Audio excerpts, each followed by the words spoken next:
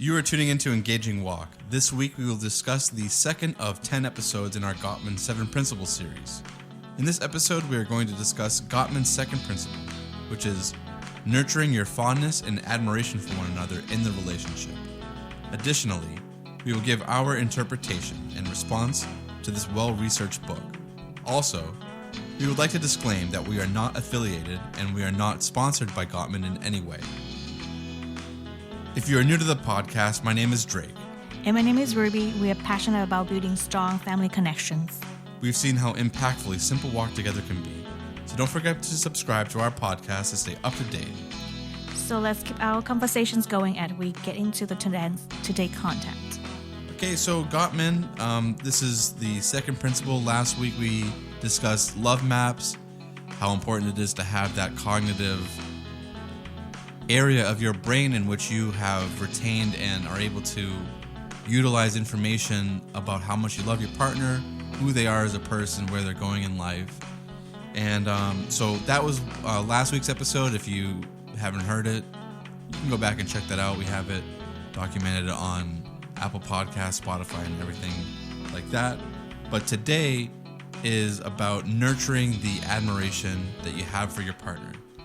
So in the second topic, or the second principle rather, Gottman gets into this idea of the four horsemen of negative emotions in long-term relationships. One of them is criticism, contempt, and the other two are defensiveness and stonewalling. Stonewalling could be interchangeable with this idea of almost like complete emotional disconnection. Mm-hmm. So for Gottman, the principle or the antidote to these negative emotions, especially for contempt, is nurturing that fondness and admiration in a relationship. Mm-hmm. So first, we will give you our brief thoughts on the four horsemen and what are they, and how do they enter into the relationship, and how do we go from the honeymoon stage to criticism, contempt, defensiveness, and stonewalling. Yeah, I think it's a pretty important question. He does get into it a little bit in the chapter. He talks about this long-term brewing of negative emotions that spill over into these negative emotions of the four horsemen, which is contempt, criticism, defensiveness, and stonewalling. So over time, as we develop negative emotions about our partner, they can boil over and represent these four horsemen. What do you think about that? Like, how does that happen? How do we go from the honeymoon stage where we love each other, everything is beautiful, and to somewhere where disrespect and disconnection are entering into the relationship? I think the breakdowns of communication and also build up with misunderstanding. Again, breakdown of communications and be vulnerable toward each other, honesty. When you constantly think about negative thoughts about a person, and it just simmering. And of course, when we ponder on negative thoughts, all we see is negative things about the person instead of positive things, and then that would drag us away from the honeymoon stage into the criticism, contempt, and up to the point that you defend yourself, and the last one is you just disconnect yourself from the relationship with that partner. And I think it's very important to recognize it. And also I think it could be something that undealt with in the past. You got hurt, you got wounded by the past relationship. It could be, from childhood, and you never learn how to address it and how to solve the problem or how to heal from that. And then now you enter in a relationship which is require a lot of commitment, a lot of conversations and connections. And there you go, unwounded, unhealed wound, and it just rise up for opportunity to just be solved. And if we're not aware of that, the person, instead of in front of us to love to nurture that relationship, we become attack that person, you know. Yeah, I think that makes a lot of sense. I think Rubie's bringing up a really important topic, which is this idea of like past wounds, and just like how Gottman talks about in the book. But I think this is something different that Rubie's talking about, which is that it doesn't always just stem from the relationship, and it's not like the relationship happened in a vacuum. It's like these wounds happen, like Rubie was saying, like from childhood.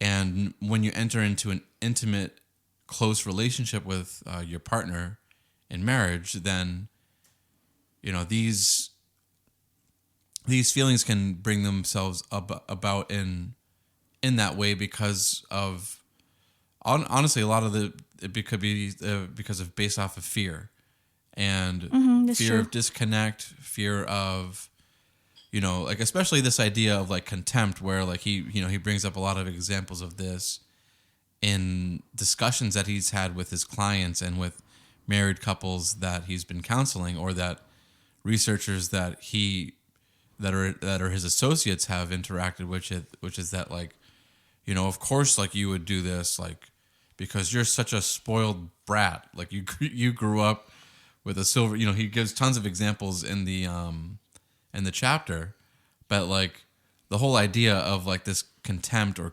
criticism comes from a place of like moral superiority over your spouse, and assuming that because of, and like, just like Rubie was saying, like because of like behavior that the person finds objectionable, and it just continues to boil over and comes to a point where they haven't, now they're dealing with it in a really unhealthy and disrespectful way, as opposed to a healthy and respectful way, when the situation comes up. And that can be due to like, instability that occurred in childhood, instability that occurred like earlier in previous relationships where like, I don't want this ever happen again. It's happening, and then I'm lashing out because I feel scared. I feel out of control. I feel disconnected from my partner, and and then again, instead of dealing with it in a healthy way, we deal with it in negative ways with negative emotion. Before we jump on to the next question, which is more focused on our, nurturing fondness and admirations, I want to just share that, most of the time when, again, back to the circle around the undealt wound, we try to cover it, we try to ignore it, and the sad thing is that we tend to hurt the person that closest to us most, which is we're talking about partner and spouse, and unintentionally or unaware. So find if when we realize that, when you hear us talk and it's echoed to you something, that can be opportunities to look into that and just to look into the face with the problem and say, hey, this is what I've dealing with. And that can be, the very special moment you can share with your spouse and say, hey, I noticed I have been, criticize you a lot, and I have been aware, observe myself, and I think to help me to go overcome this, this is the wound that I have in the past. Would you help me to go through this season with me? And I'm sure when you reach out to your partner with the connections in mind, I think there's no reason they not say no to you, And I think that's a beautiful journey to stay connected. Yeah, I think there's so much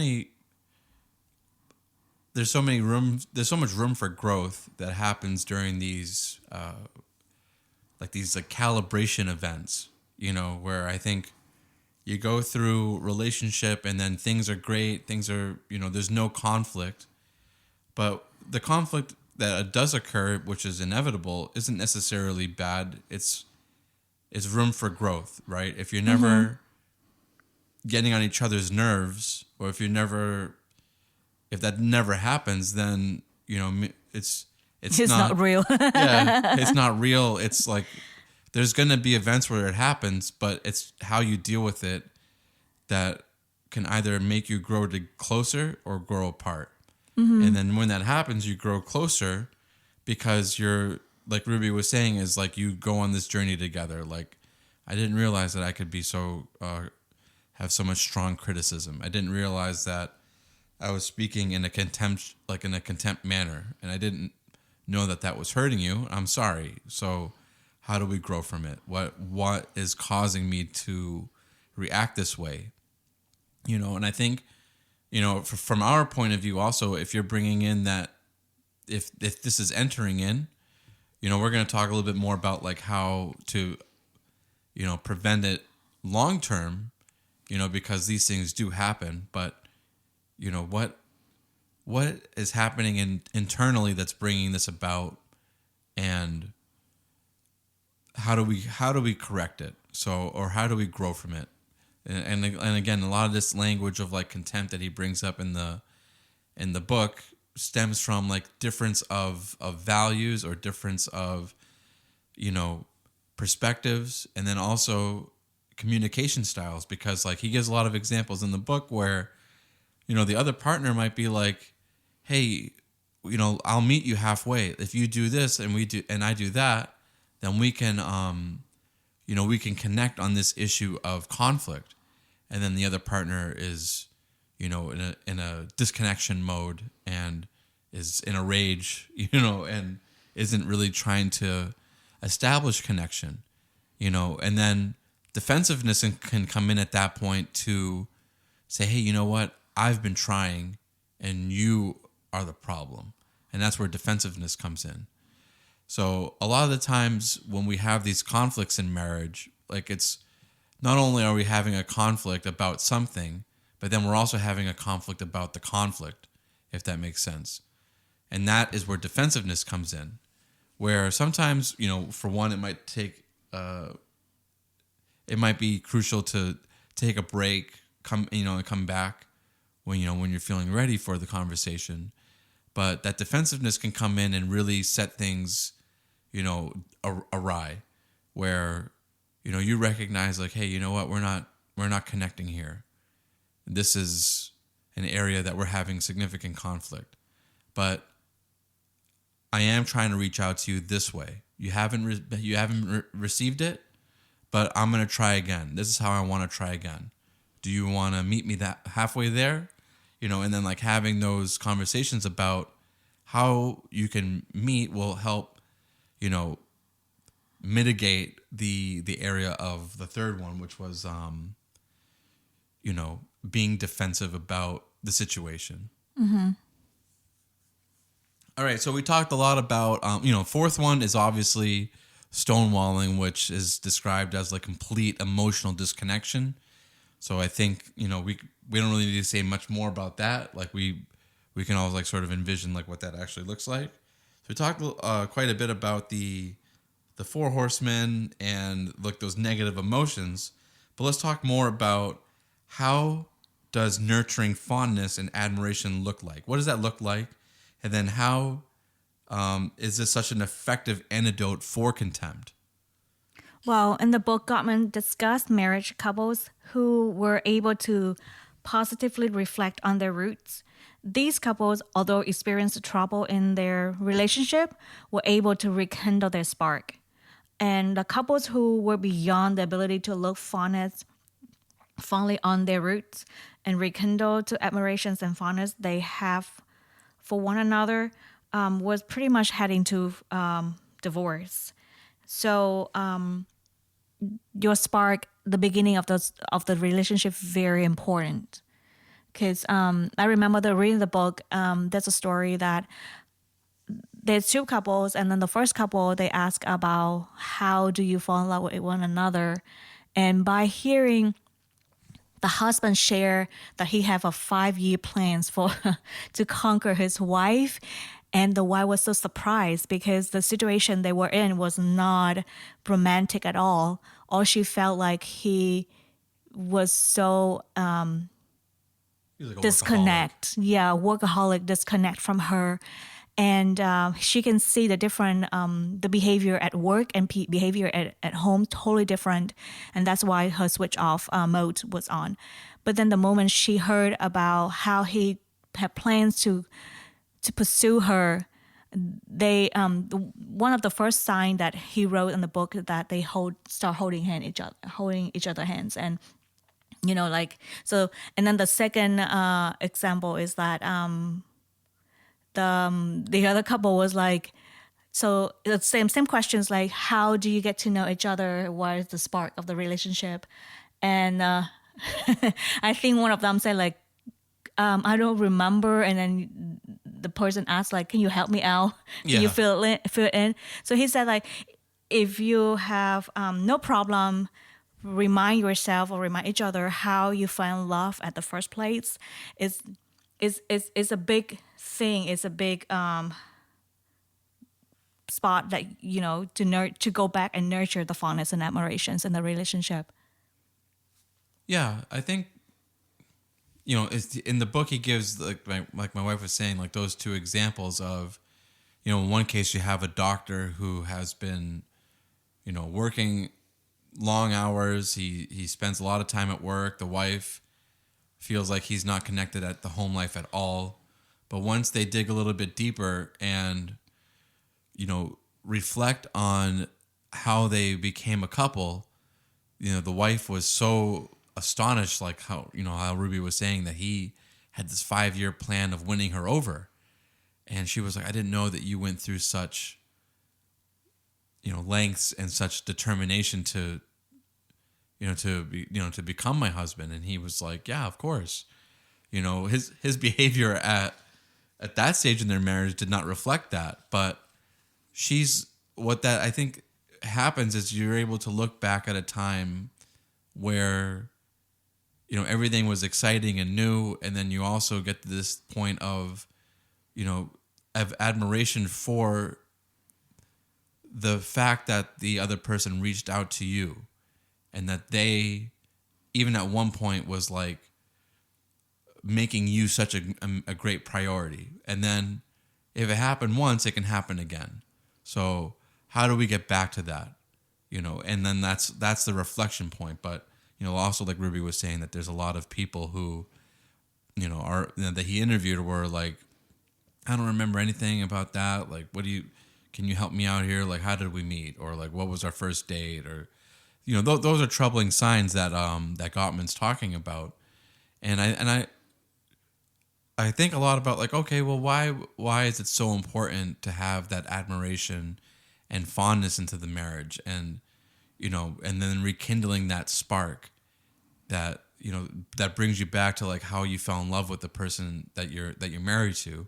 And it really is really powerful, especially like sometimes we look back on like wedding photos, and like photos from like the past, and like that's like, so I think that's why people do that, like have so many nice photos of themselves in their in their home. Like I love looking at the ones of us on our refrigerator.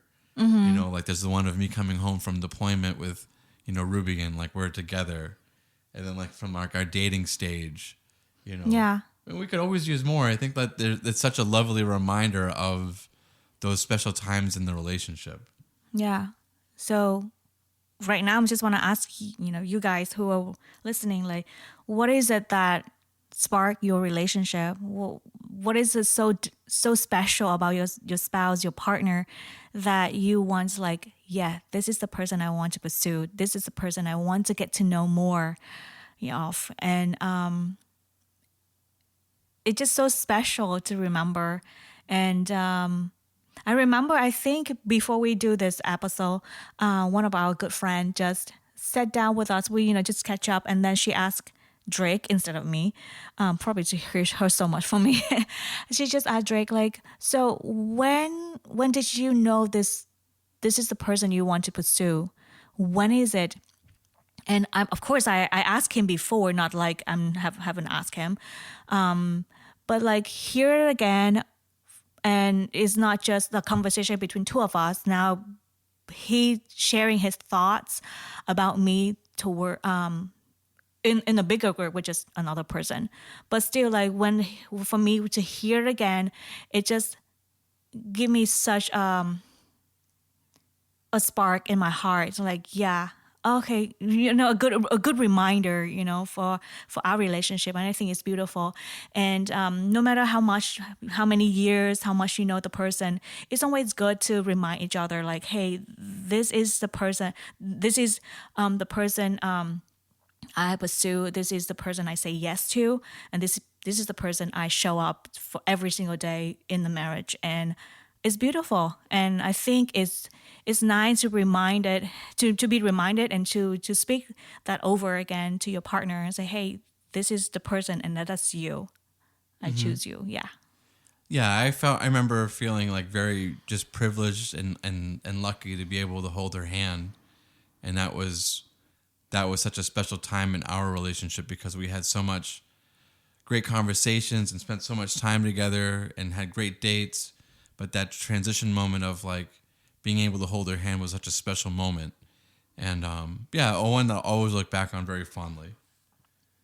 So we also want to talk a little bit more about not just rekindling that spark that was there, but how do we,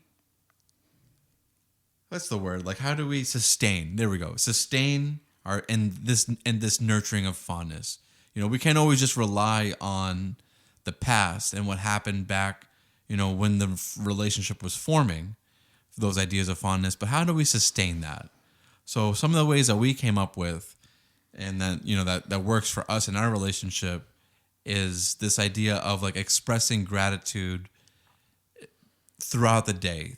Hey, thank you. Like little things like, hey, thank you for doing the dishes. Thank you for when you came home, you gave me a hug and a kiss right away. Thank you for giving me that kiss good morning. It was so good to interact with you and have that moment with you this morning.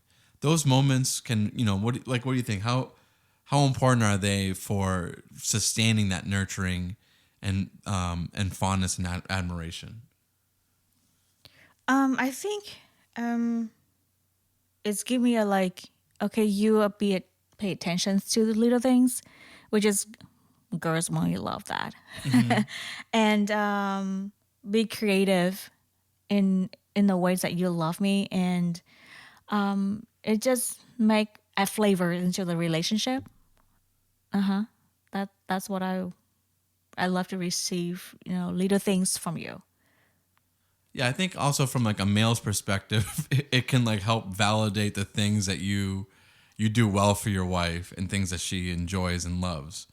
And I think, maybe it's part of like the male brain that we want, to not just be validated for the things that we do, but to just get like an idea of like what's working, what does my wife like, and the things that she does appreciate that we do, that we as the men, men in the relationship do. That does go a long way to make us feel like, okay, she liked that. I'll do more of that because, at the end of the day, we want to please our wives. Yeah. And of course, we mentioned that before in the previous episode. We're talking about the importance of expressing your love. I was speaking the partner love language. Mm-hmm. So it's go a long way, I loved when Drake, helped around the house and kitchen, but if I would love him more, as I love him the same, not more or less, but I will appreciate deeply when he give a massage, because my love language is, physical touch. Mm-hmm. She does love massages, especially pregnancy. So also it's, again, we kind of talked about this topic a little bit, but we want to go back. That it's not realistic to say that those 4 ugly horsemen don't pop up in the marriage. That we are human and we have good and bad days, but how can we do more to prevent disrespect and animosity from occurring in the marriage? So Rubie also talked, before this, she talked a lot about this idea of team mindset, So what did you mean when you were talking about this idea of like a team mindset? So let's say we face with something. Let's say we deal with undealt wounds in the past, and I realize, oops, I think I have that package in my shoulder, and then enter into the marriage, and I did not know until this moment. So instead of ashamed or disconnect, I can just come to you, or you recognize it, and then instead of I have to deal with that, no, this is two people dealing with it, like a team mindset. Like like we talk about two cups in a bowl, and I'm of course again like I manage my cup, make it healthy and positive. But if I'm aware of the other cup is not doing well, I can check in and say, hey, what can I do? Instead of attack the person, I come in as a team player and like, hey, I recognize this. Is there anything that I can do? I can help you. So that we can go through together. And it's not you, it's us. It's not me, it's us. And I think that's important. That is, again, instead of running away with fear, I choose to reach out and love and say, hey, let's do it together. And a lot of people, they try to attack the person, but they forgot like, hey, this is my teammate. It doesn't make sense if you attack the person on your team, it just make you weaker. But if you want to be stronger and healthier, you recognize it and then go and work it out together. That's what I meant as a team mindset. Yeah, that's like the crux of like so many, not just marriage relationship, but so many relationships where it doesn't, we were also talking a lot earlier today about, sometimes when we try to correct somebody, it can come, the correction of the way that in which we correct people can create disconnect if it's coming from a place of assuming like superiority or moral superiority or any kind of superiority in that person. Mm-hmm. And so the motivations that we have in order to correct somebody or to like, work with them and solve a problem together can really make or break a lot of the ways in which we're going to maintain or create distance or maintain connection or create distance in how we deal with it. And like Rubie was saying, like if you have like this team mindset of like, my husband, his loss is not my benefit, and my wife's loss is not my benefit. Mm-hmm. My wife's loss is my loss, and my gain is her gain. Mm-hmm. And if we think of ourselves as different entities that, her net loss is my net gain, like, oh, she lost the argument and I won the argument, then like those that's the wrong mindset to have. And I think, like Rubie was saying, it's like having that team mindset of like, we're not going into this argument as me versus you. Like we're going in as you and I versus whatever this obstacle is that's on the opposite side of us. Whether it be a job or things that are happening at work or, whatever the situation is, it's not me and you against each other. We're a team, and that's actually a lot of like how, like when the Bible talks about like, that husbands should love their wives like Christ loved the church is, Christ built the church. Mm-hmm. So that was Christ's embodiment. Like after he left, is like, hey, this is the church, and this is how like you all, continue on without me, and or without my physical representation. But that is my new physical representation that you become part of. Mm-hmm. And that's like the same thing with like the husband is, like whenever the husband, let's say your wife is at home, Like my wife's at home right now. Yeah. She doesn't really work because she's pregnant and she can't, you know? So my job is to go out into the world, make money, come home, and then bring it. But whenever I come home and bring groceries or things for the house, what does my wife do with them? She takes it and she makes it part of our home. She integrates it. She has the wonderful eye of like, you know, where all these things go and like how they incorporate into our home. And then I take part in that too. So we each have our roles. And it's not like, oh, I went out and I got this thing and I brought it home. But what my wife does with it when I bring it home is equally as special. Because otherwise it would just be, I don't know, just a thing that's not incorporated into our home. Mm-hmm. You know, so all those things come together. Yeah. And that is, you know, like the partnership that she's talking about that I see is, you know, like sometimes we have like this train of like, we have new things to come into the house, especially with the baby coming. Yeah. But what does that mean unless she incorporates it into the house in a way that is beautiful and representative of the home? You know, so those are that, like that's not a me versus her thing. That's not like, oh, I got it. Okay, well what good is it if I get it if you don't incorporate it into the family?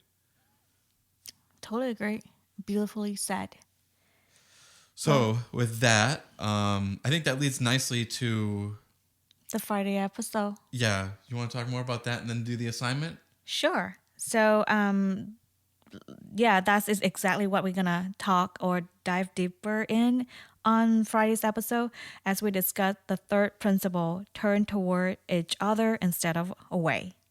And that will lead me to the assignment. So for the assignment this week, or this episode, write down 3 things that you cherish about your partner and share it with them over dinner.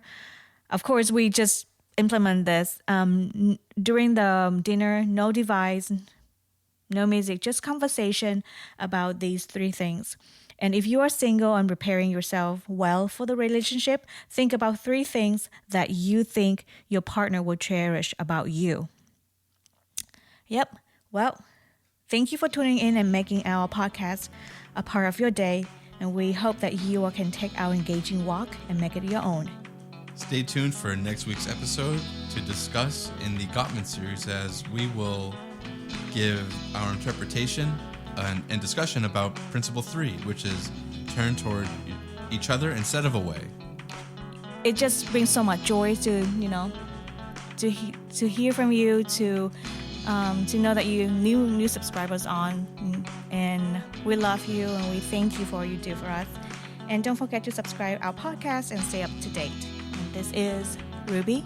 My name is Drake, and also if you can get a chance to also please give us a review, that would really help and Yes. go a long way to make sure that other people that could benefit from marriage discussions, topics, and things like that would really be able to see what you guys think of it. And again, like my wife was saying, we love seeing all the new people that are checking out the podcast, and including all the people that have been with us since the beginning and religiously download all the episodes. We love you guys. Thank you guys so much for tuning in. And my name is Drake, and we're from Engaging Walk. Check us out at engagingwalk.com. You can find us also on Facebook, Instagram, and we have a YouTube channel where we're going to be working on a new video. Hopefully we can get that done before the baby comes. All right, so we love you guys. Thank you guys, and we'll see you on Friday. Bye.